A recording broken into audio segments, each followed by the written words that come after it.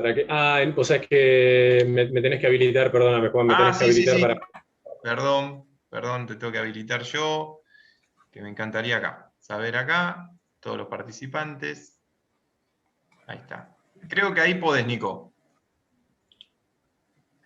Perfecto, ahí Bárbaro. está. Muy bien.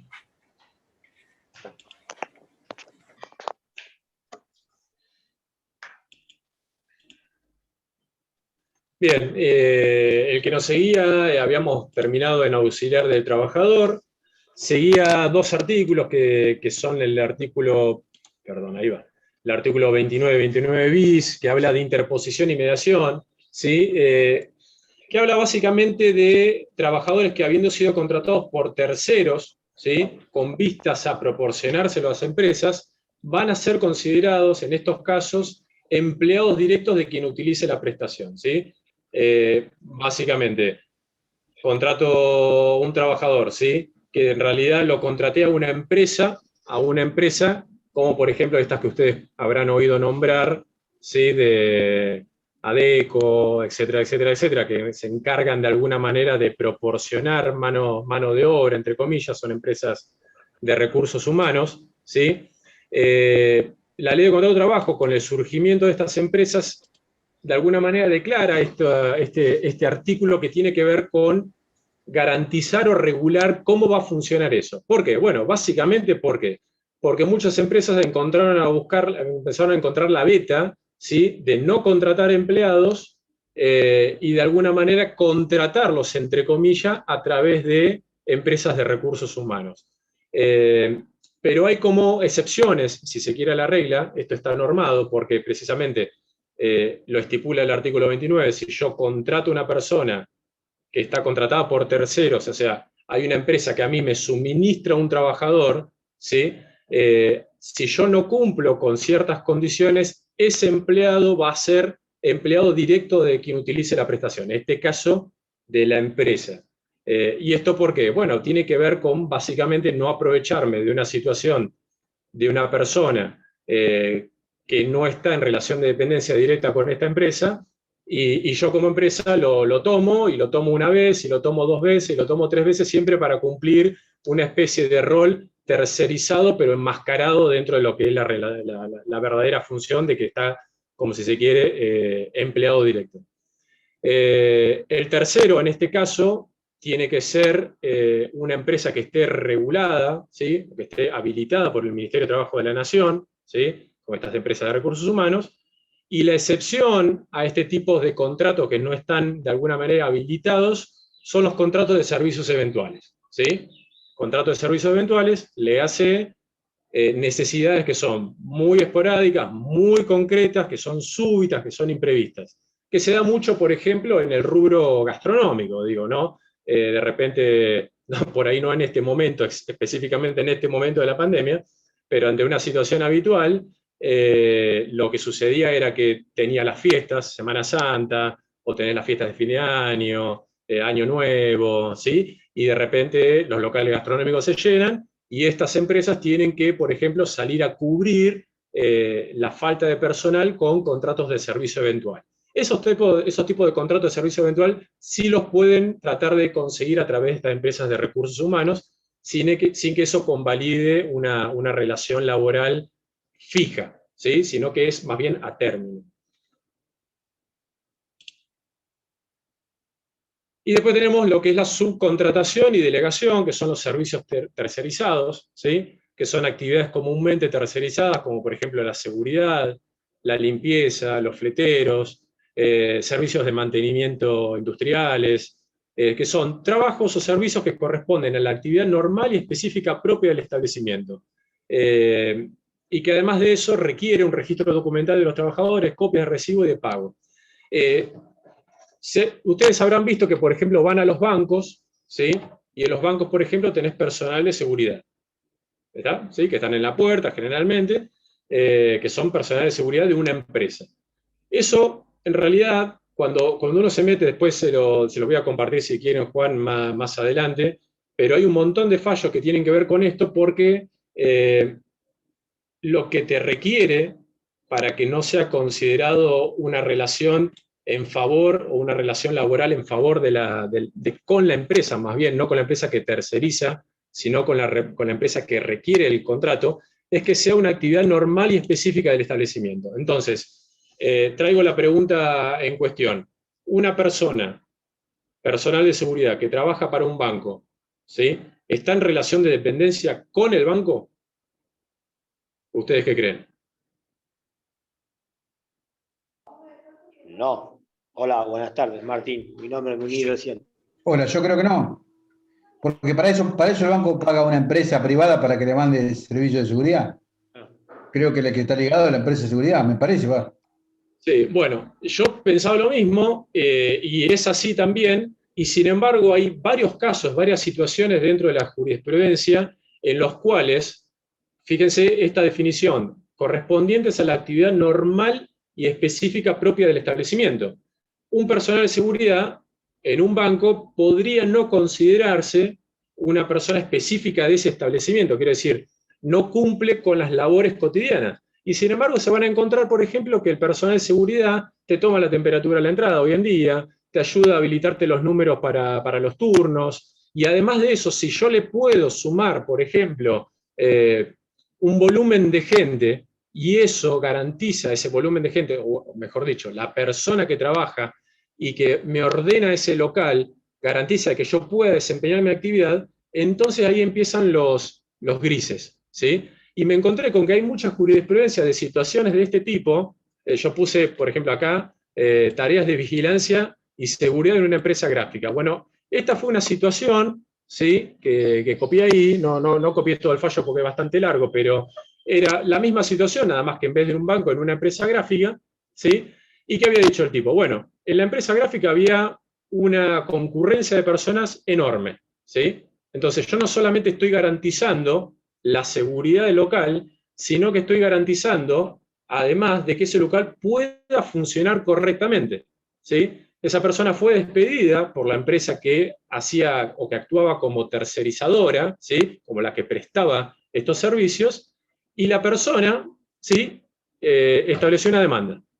Esa demanda fue llevado ante un juez y el juez falló en solidaridad mutua entre, por un lado, la empresa tercerizadora, ¿sí? Y por el otro lado, la empresa gráfica. Porque esa persona pudo demostrar de que no haber sido por él, ¿sí? Ese trabajo no se podría haber desenvuelto correctamente. ¿Está? Es muy, si se quiere, finito, es muy finito, pero está lleno. Si ustedes buscan lo que tiene que ver con el artículo 30 de la Ley de Contrato de Trabajo en Internet, se van a encontrar con muchas situaciones de estas características. ¿Sí? Bien, ¿y cuál es el objeto del contrato de trabajo? Es la prestación de una actividad personal. ¿Sí? Ahora, es decir, hay una relación laboral, esa relación laboral tiene un objeto, ¿sí? Que es básicamente prestar mi fuerza de trabajo para un servicio, para un producto, y que la otra persona obviamente me convenga una remuneración. Pero cualquier contrato de trabajo está permitido, cualquier cosa está permitida. Por Bueno, hay ejemplo, servicios. ¿puedo hacer una Sí, sí. pregunta? Por ejemplo, cuando hay gente trabajando fuera de convenio de colectivo de trabajo en una empresa, eh, ¿para mejor o para menos? A veces hay gente que trabaja, está fuera del convenio ganando menos de lo que es el convenio del colectivo de trabajo. O lo sacan del convenio del colectivo de trabajo para que gane más. En el caso de ganar menos, ¿qué se hace? ¿Está bien o no? No se puede hacer nada. O el No, que gane más. de hecho no, y acá volvemos a la primera o segunda diapositiva que tiene que ver con los principios básicos de la ley, que tiene que ver con la norma más favorable, con la irrenunciabilidad, es decir, a vos no te pueden específicamente sacar, vos no podés optar por salirte del convenio, ¿sí? Así lo quieras, así el empleador lo acepte ante una demanda laboral, la norma es la norma más favorable para el trabajador, es decir, no puedes decir, no, está bien, no, voy a trabajar 9 horas cuando te corresponden 7, no estoy hablando de horas extras, voy a trabajar 9 horas fuera de convenio porque a mí me conviene y el tipo me paga más. No, bueno, ante una demanda laboral, ¿qué va a querer hacer el empleador? Bueno, el empleador no va a querer reconocerte esas 2 horas de más. No, bueno, como es usos y costumbres, algo habitual a lo que vos hacías, eso va a estar contemplado. Pero pero digo, la respuesta es básicamente volver a la segunda diapositiva, que tiene que ver con los principios básicos. Dentro del objeto del contrato de trabajo hay, obviamente, servicios excluidos. Por un lado, lo que es el trabajo ilícito, ¿sí? Los trabajos ilícitos que son contrarios a la moral y a las buenas costumbres, ¿sí? Por ejemplo, no se va a considerar una relación laboral, se va a dejar sin efecto y va a afectar, en este caso al trabajador, por ejemplo, un buen empleado de un desarmadero de autos, puse por ejemplo, ¿sí? Tenés un desarmadero de autos, que es un trabajo ilícito, el empleado sabe que está trabajando ahí, ¿sí? El empleado difícilmente pueda demostrar que un desarmadero es legal, ¿sí? Con lo cual, en este caso, este empleado queda sin las garantías como empleado, es decir, no va a poder optar por una indemnización, ¿sí? Todo lo que supuestamente conviene o se relaciona a la ley de contrato de trabajo, dentro de lo que es el trabajo ilícito, no está contemplado. Y después tenemos el trabajo prohibido, ¿sí? Acá de vuelta, por ahí con los sutiles, si se quiere, lo que es el sutil, que, bueno, el trabajo prohibido es básicamente el empleo de personas cuya contratación está prohibida legalmente, ¿sí? Ejemplo, contratación de menores de 16 años, ¿sí? No puedo contratar menores de 16 años. Ahora, ese menor de 16 años, yo descubro, yo no, pero bueno, un juez o una denuncia o Ministerio de Trabajo descubre esa irregularidad.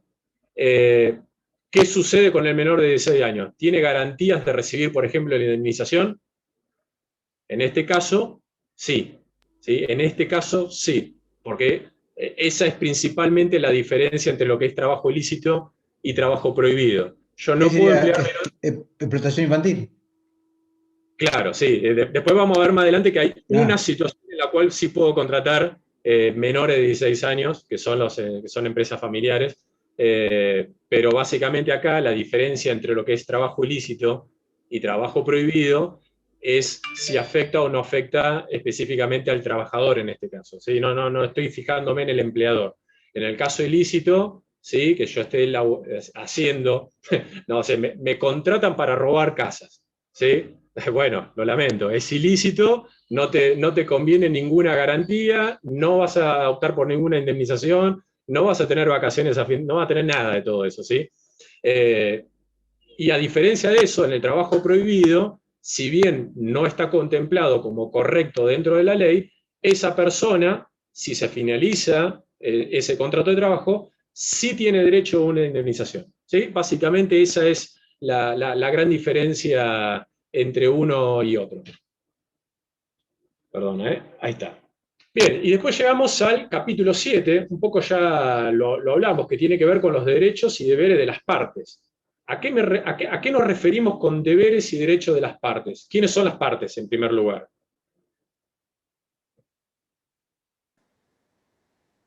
Empleador y empleado. Exacto. Sí, y fíjense que hablamos de derechos y deberes de las partes, o sea, de los dos. Digo, no significa que a mí me contraten, que yo tengo todos los derechos y el empleador no tiene ninguno, ¿sí? Vamos a ver más adelante que incluso hay ciertas cuestiones que vinculan a los derechos y protegen los derechos del empleador por sobre los trabajadores. Son, por supuesto, por ahí más difíciles de encontrar, pero existen. En primer lugar, actuar de buena fe, ¿sí? En segundo lugar, lo que tiene que ver con la organización laboral, es decir, que se pueda, de alguna manera, organizar correctamente entre empleador y trabajador cuáles van a ser el objeto de trabajo, cómo me voy a desempeñar y demás. Y después con una cuestión que tiene que ver con la imposibilidad de modificar, o sea, mejor dicho, sí se puede, pero bueno, salvo ciertas cuestiones que son modificar formas y modalidades de trabajo, ¿sí? El empleador sí puede realizar modificaciones a lo que yo hago y a cómo lo hago, en tanto esos cambios no importen un ejercicio razonable de esa facultad. Es decir, digo, si lo quiero cambiar de trabajo o de ejercicio de trabajo dentro de una empresa para sacármelo de encima, para perjudicarlo, para modificarle los horarios, digo, el trabajador ahí sí tiene alguna cuestión para defenderse. Ahora, si eso responde más bien a un ejercicio de la eficiencia de la empresa, a la organización, porque por ahí llega el caso de que hay personal que se toma licencias y demás, y no tengo tiempo a contratar a alguien, vamos a decir, momentáneamente cambia mi organización de trabajo. Bueno, en esos casos, el empleador, me corrijo, sí puede modificar estas formas y modalidades, siempre atendiendo a estas cuestiones que tienen que ver, esos cambios no importen un ejercicio racional de esa facultad, no alteren las modalidades esenciales del contrato de trabajo, ni causen un perjuicio material ni moral al trabajador, ¿sí? Es decir, esto básicamente, digo, lo puse como ejemplo, pero me lo quiero sacar encima, entonces lo mando a limpiar baño al fondo, ¿sí? En vez de tenerlo como operario donde estaba ejerciendo el trabajo, ¿sí? Bueno, eso obviamente no se puede. Bien, y después tiene que ver con, digo, medidas disciplinarias, ¿sí? El trabajador tiene 30 días para cuestionar la procedencia de las medidas disciplinarias, ¿sí? Las medidas disciplinarias, estas sanciones disciplinarias, no pueden modificar el contrato de trabajo. ¿Qué significa eso? Las medidas disciplinarias o las sanciones disciplinarias no pueden modificar el contrato de trabajo. ¿Qué significa eso? ¿Qué creen que significa eso? Que no te pueden bajar el sueldo. Sí, en parte también, sí, sí. Exacto. Pero ponerle que una medida disciplinaria. Se cortó, me parece. Perdón, ahora sí. Si, por ejemplo, fuera una medida disciplinaria una suspensión o una notificación Sí, sí, sí. por mal desempeño en algo, ¿ahí qué afectaría? No, porque ahí, digamos, obviamente está un poquito más adelante eso, pero son las suspensiones con justa causa, sí, están contemplados dentro de la ley, pero me refería a lo cotidiano, ¿sí? Yo no puedo efectuar una sanción disciplinaria hacia un trabajador de tipo ejemplificativo, ¿sí? Lo quiero transformar en un tipo que, para que el resto vea de que yo actúo en consecuencia, si alguien falla en algo, lo mando al ejemplo que hice hoy, lo mando a limpiar baños. El tipo es un empleado administrativo y lo mando a limpiar baños. Estoy modificando el contrato de trabajo particular. Yo a una persona la contraté como administrativo, se mandó una macana, fenómeno, se tiene que probar, en primer lugar, ¿sí? Se tiene que probar. Yo tengo un tiempo para, de alguna manera, efectuar un descargo, es decir, o que se pruebe, ¿sí? Y si se prueba, perfecto, acepto la sanción disciplinaria, pero esa sanción disciplinaria no puede modificar mi contrato de trabajo, ¿sí? Es decir, hay un montón de opciones que se pueden tomar. Digo, mandarme a limpiar baños siendo un administrativo no es una de ellas, ¿está? Después tiene que ver con los controles personales, ¿sí? Se pueden establecer los controles personales para salvaguardar los bienes del empleador, ¿sí? Pero siempre garantizando la dignidad del trabajador. Y acá, bueno, en el otro curso, yo lo había puesto que acá, porque obviamente en el otro curso eran todas mujeres, pero bueno, ¿qué sucede con la diferencia de sexos? ¿Sí? ¿Qué sucede en una empresa en las cuales se efectúan controles personales y hay mujeres? ¿Quién puede realizar los controles personales sobre esas mujeres? Otra mujer. Únicamente mujeres. Es correcto, sí, exactamente, sí, es correcto. Obviamente no hace demasiadas aclaraciones, seguramente debe haber dentro de toda esta normativa y decretos qué es esto de garantizar la dignidad del trabajador, ¿sí? Porque por ahí los límites también son bastante subjetivos, pero básicamente me parece que eso es algo, en todo caso, que en primer lugar se consensúa, en segundo lugar se informa de antemano a que suceda, ¿sí? No recuerdo, por lo menos de lo que traté de investigar, no encontré situaciones en las cuales se hagan controles de tipo personal fuera de la norma, digo, fuera de lo estipulado, así, por ejemplo, de la noche a la mañana, sin preaviso, forzando al trabajador a que me muestre esto, que me muestre el otro, que se saque la ropa, cuestiones de tipo personal. Tiene que estar también, es decir, se pueden hacer, pero tienen que estar debidamente justificadas, ¿sí? Y después la otra parte, bueno, que sucede. Perdón, ¿habían dicho algo? No, decía de lo que hablaba recién, que no se pueden poner cámaras, por ejemplo, en los vestuarios. Un caso muy... Exacto, sí, exacto. Y digo, avanzando con esto, cuestiones que tienen que ver ya con, por ahí, de tipo personales. Digo, cuando se celebra un contrato de trabajo, ¿para qué me contratan a mí? Para ejercer determinada tarea. ¿Sí? Es correcto, más o menos nos ponemos de acuerdo con eso, digo, ¿no? Entonces, ¿qué sucede con lo que tiene que ver con mi ideología política, con, no sé, con mi religión, si es que la tienen, con ser hombre o con ser mujer, con tener, digo, por hoy sería más discutido, pero todavía en la ley de contrato aparece así, como raza, ¿sí? ¿Qué sucede con todas estas cuestiones? Bueno, básicamente no hay nada que me impida a mí desempeñar mi trabajo de manera correcta, independientemente de mi manera de pensar políticamente, de mi manera o de mi credo, si creo en Dios o no creo en Dios, ¿sí? O si soy hombre o si soy mujer, ¿sí? Y obviamente, junto con todo esto, es la prohibición por parte de la empresa de averiguar estas situaciones, ¿sí? La empresa está prohibida de averiguar si yo creo en Jesús o no, si soy musulmán o católico, si creo de alguna manera políticamente o no. Digo, todas esas cuestiones son de alguna manera ajenas al ejercicio del contrato de trabajo, ¿sí? Ajenas, no tiene nada que ver. Digo, si a mí me contratan porque soy experto en programación de computadora, si creo en Dios, digo, tema mío, ¿sí? No hace al objeto del contrato de trabajo.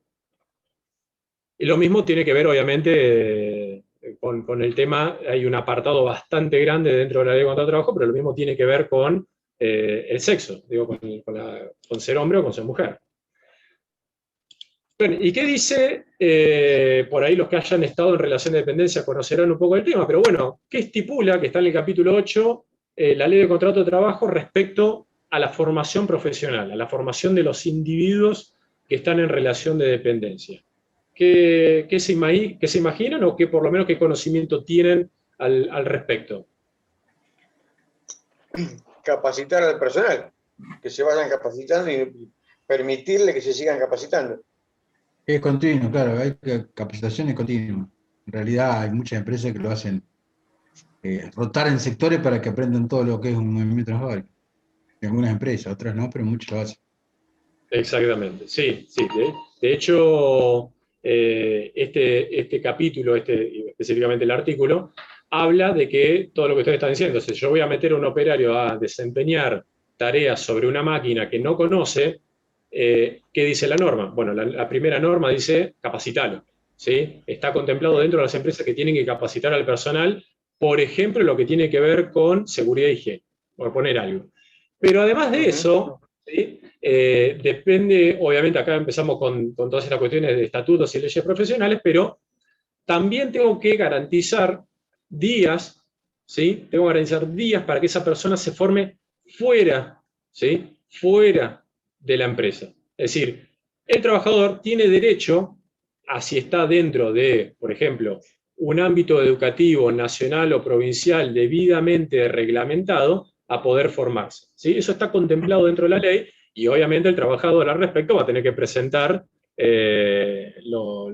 las constancias, por ejemplo, si se va a presentar para un examen y demás, va a tener que presentar las constancias, ¿sí? Pero está reglamentado dentro de la ley. Después los invito, si quieren, a fijarse dentro. Yo al principio dejé, Juan, si después lo quieren ver, pero está al principio de todo. A ver acá. Esto que ven acá, ¿sí? Es una página de Gobernación, de Nacional, donde pueden consultar absolutamente todos los convenios de trabajo colectivos, acuerdos que se han realizado hasta la fecha, ¿sí? Digo, todas estas cuestiones están contempladas ahí. Es bastante fácil de buscar, lo pueden buscar por especialidad laboral, por tipo de convenio, si tienen el número del expediente mejor, pero aparecen todos ahí. Pero bueno, nada, lo que me refería es que si quieren, pueden meterse después en la ley de contrato de trabajo y averiguar esto que tiene que ver con cómo se rige la formación profesional, tanto dentro de la empresa como fuera de la empresa. ¿Sí? ¿Esto va a quedar acá para verlo? Sí, sí, después se lo comparto a Juan si quiere, no hay ningún problema. Bueno. Bien. Y título 3. Modalidades del contrato de trabajo. ¿Cuáles son las distintas modalidades? Hay algunas nuevitas que seguramente se imaginarán cuál es. Pero básicamente, ¿cuánto dura un contrato de trabajo? Indeterminación del plazo, ¿sí? El primer principio que se toma en cuenta al celebrar un contrato es la indeterminación del plazo, ¿sí? Es decir, el periodo de tiempo no está determinado, ¿sí? No está determinado. que se haya fijado en forma expresa y por escrito, que las modalidades de las tareas o actividades lo justifiquen y que la carga de la prueba por tiempo determinado, ¿sí?, siempre recae en el empleador. Es decir, si ante una disputa el empleador dice, no, yo te había contratado durante un año y eso no estaba por escrito, el que tiene que probar que había una determinación del plazo en ese contrato de trabajo no es el trabajador, es el empleador, ¿sí? Hasta tanto y en cuanto el empleador no pruebe que esa persona tenía un plazo determinado de laburo, los beneficios recaen del lado del trabajador, ¿sí? Es una medida proteccionista, obviamente, de los derechos del trabajador. La cuestión periodo de prueba, seguramente la conocerán, muy utilizada durante mucho tiempo por empresas, y que en estos casos, digo, cuando hablábamos al principio de esto de conocer la normativa laboral, tiene que ver precisamente con esto, con no aceptar cosas sin antes consultar, ¿sí?, si eso que estoy haciendo o eso que me impone la empresa es correcta, ¿sí? ¿Cuánto es el periodo de prueba? El periodo de prueba se entiende... Perdón. Exactamente, 3 meses, ¿sí? Sí. Está sujeto a 3 meses y, obviamente, ¿me pueden contratar más de una vez por periodo de prueba? Sí. Creo que 2, ¿no? Una vez que estás en la empresa. No. A mí me contratan por 3 meses, ¿sí? Perdón. Finalizan esos 3 meses, ¿sí? ¿Me pueden volver a contratar por 3 meses? No, te renuevan. Te renuevan el contrato por 3 meses más o 6, depende de qué empresa. Yo En la creo que misma sí. empresa. A ver, estamos como ahí. Yo Como... creo que sí, que te pueden renovar 3 meses más. Por supuesto. Para mí no. No sé, ¿qué creen? Por lo menos lo hemos, perdón Nico, ¿no? Pero por lo menos lo hemos sufrido todo esto del tema de contrato, ¿no? A prueba. Sí. Sí. Un ejemplo. En un momento eran 6 meses. Yo me acuerdo que eran 6 meses, después se aplicaba otros 6 meses más, y bueno, si en el periodo del año quedabas bien, ya te quedaba efectivo. Creo que ahora son dos periodos de prueba de 3 meses. Ahora. Bien, ¿alguien ha pasado por esta situación? Sí, Silvio. A ver, Silvio. Yo cuando entré en el 92 en Mastellone, me tomaron por un periodo de 3 meses y bueno, en esa época había mucho trabajo cuando entré, jornada de 12 horas. El primer año estuvimos sin, ¿cómo es? Sin día franco, diríamos, teníamos medio franco nomás, que era el domingo a la tarde, porque el lunes ya cambiamos el horario, pero tuve 3, me renovaron por 3 más y después quedé efectivo. Últimamente, por los muchachos en el sector, yo ya tengo 29 años de empresa y a la gente que iban ingresando le hacían por agencia 3 meses y después le hacía la empresa le hacía por 3 o 6 meses más. Y después, bueno, de ahí se veía si quedaban o no. ¿Viste? Exacto. Bueno, fíjense, perdón, Todo Silvio. variaba en lo que era el presentismo, la falta. Exacto, sí. Es cierto que es algo que, fíjense, yo estaba de alguna manera esperando que me den un poco más de datos para ver cuál era exactamente los ejemplos, pero fíjate, Silvio, que mezclaste, digo intencionalmente, no por error, pero mezclaste intencionalmente dos situaciones. Una derivada de una empresa tercerizada, por llamarla, una agencia de recursos humanos, y después otra de una empresa. La ley al respecto, que está contemplado en el artículo 92 bis, ¿sí?, establece el contrato por 3 meses, ¿sí?, imposibilitando a la empresa a que lo haga en más de una situación con el mismo trabajador, ¿sí? Esto fue sustituido, fue cambiado, lo estoy leyendo ahora, ¿sí?, en el año 2004 por la ley 25877, ¿sí? Fue en el año 2004, ¿sí? Pero fíjate, digo, para que vean un poco de dimensión en la situación, vos tenés una empresa que primero, en realidad te terceriza por una agencia de recursos humanos por 3 meses, y después la empresa te contrata por 3 meses. Es decir, ahí recién está haciendo uso de su periodo de prueba, ¿sí?, la empresa. Recién ahí, en la segunda instancia. Y hay algunas que contratan temporadas, contratan una temporada, un año, 3 meses, después se van, al otro año 3 meses más. Las Sí, cerveceras hacen eso. es otra, exactamente, es otra modalidad de trabajo esa, ¿eh? Esa es otra modalidad de trabajo. Perdón. No, estamos hablando de que, a ver, cuando vos, los primeros 3 meses, por llamarlo de alguna manera, los primeros 3 meses son, entre comillas, a favor de la empresa. Digo, en estos 3 meses, obviamente, con un preaviso te pueden despedir, obviamente te pueden indemnizar, ¿sí? Pero pasado ese periodo de prueba, ¿sí? La empresa tiene que resolver o contratarte definitivamente o haberte presentado la carta de despido o la carta, mejor dicho, de no renovación de estas tareas, ¿sí? Después, obviamente, hay otras modalidades de trabajo que son por temporadas, a plazo fijo, ¿sí? Es decir, por una labor muy específica. Daniel, sí, querías decir algo. Claro, nosotros teníamos contrato a plazo fijo. Exactamente. Y durante 5 años puede la empresa renovarlo permanentemente, mes a mes incluso. Exactamente. Ahí justo el contrato de trabajo, el que le sigue, bueno, yo por lo menos tengo notado, al periodo de prueba es el contrato de trabajo a tiempo parcial, ¿sí? Un contrato que es inferior a las 2/3 partes de la jornada habitual, ¿sí? Sin horas extras. ¿Sí? Está estipulado que esa cantidad horaria que ese trabajador va a cumplir tiene que ser 2/3 partes inferior a la jornada habitual, ¿sí? Y el contrato de trabajo a plazo fijo, que está acá, no sé si lo pueden ver, que es un trabajo que se celebra, obviamente, igualmente que en todos los otros casos, entre 2 partes o más, pero por una actividad en concreta, ¿sí? El contrato a la persona, no sé, para desarrollar un establecimiento de tipo industrial, sé que ese laburo me va a demorar 4 años y medio hasta que esté completo. Bueno, por los próximos 4 años y medio esa persona va a trabajar para mí, ¿sí? Pero ya le pongo vencimiento a ese plazo. ¿Está? Claro.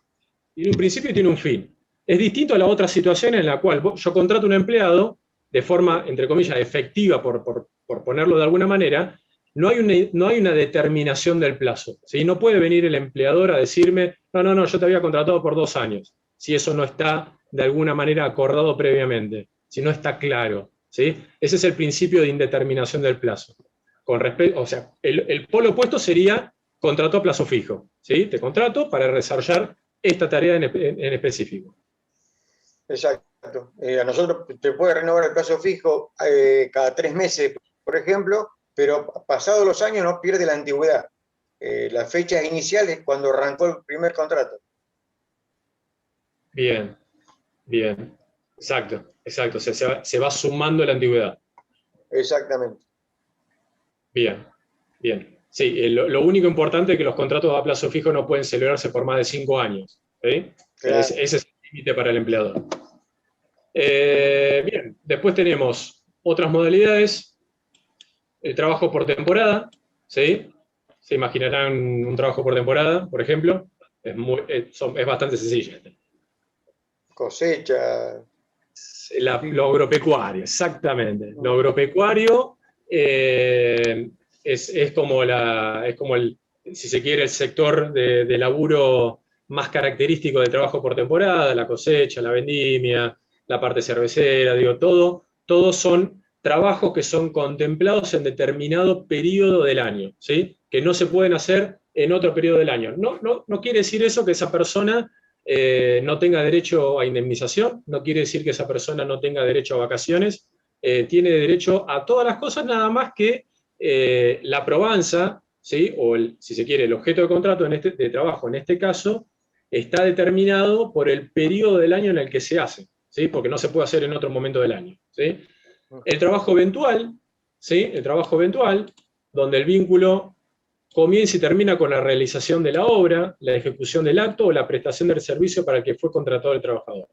Lo habíamos puesto el ejemplo hace unos minutos atrás, que tiene que ver, gastronómicos, es uno de los ejemplos más claros, ¿sí? Hay momentos del año que, por ejemplo, no solamente porque por ahí de repente responda a un incremento de laburo, de repente se tomó licencia así, de un momento para el otro, un trabajador, ¿sí? Y yo en vez de ponerme a contratar a una persona, formarla, capacitarla, qué sé yo, conozco a una persona, la trabajo eventualmente para suplir a esa persona, ¿sí? Y se estipula que es hasta que vuelva la persona que tomó la licencia, por ejemplo, en primer lugar, ¿sí? El trabajo de grupo o por equipos, ¿sí? Yo estuve buscando mucha información al respecto de esto y encontré muy poca, realmente.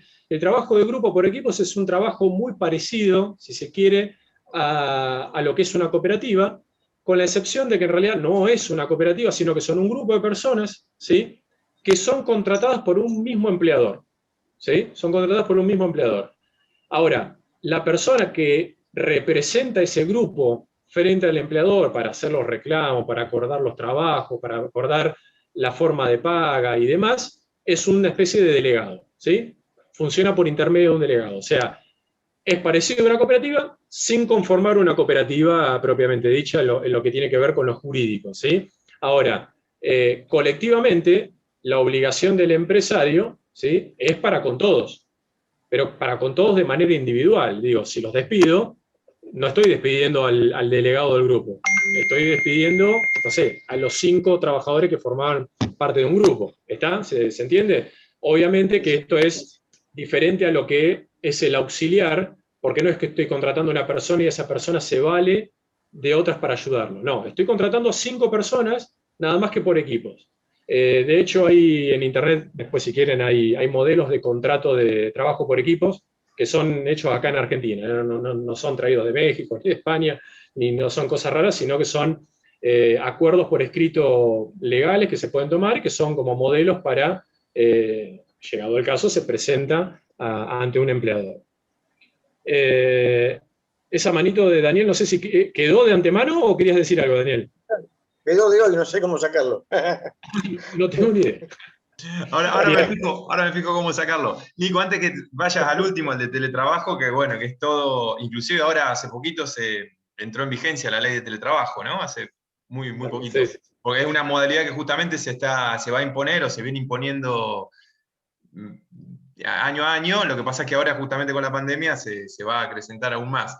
El tema del trabajo eventual es un tema, sobre todo en las obras, es un tema en el cual el electricista ahí se ve muy atravesado por este tipo de contrato de trabajo.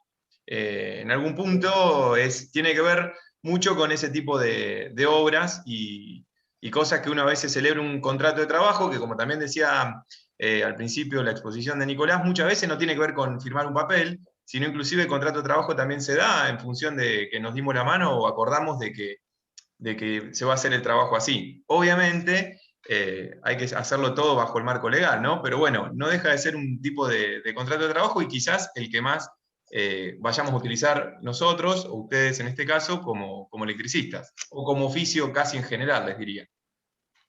Y bien, Juan, una pregunta. Ahí en el caso de la situación que se presenta, por ejemplo, de una obra, vamos a ponerlo para agrandarlo a propósito, pero se presenta una obra de una construcción de una vivienda, ¿sí? Y ustedes como futuros electricistas de inmuebles, perdón, el montador electricista en este caso, pero bueno, vamos a suponer que que llegan hasta el final, trabajan en concordancia ahí con un maestro mayor de obra, es decir, el contrato se celebra con el maestro mayor de obra o el arquitecto, ¿no?